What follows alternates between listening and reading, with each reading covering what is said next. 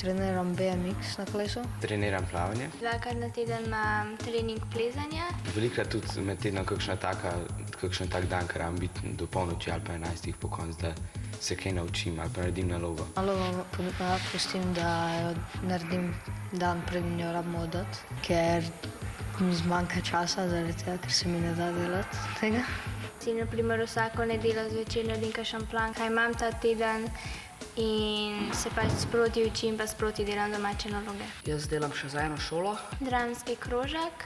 Na Češkem. Jaz plavam, imam francoščino in imamo pol treninge kar vsak dan. Če hočem pač vse med poštivano, moram poslušati pod pouku, da se rabim malo manj učiti. Takoj po šoli pridem domov in naredim nalogo.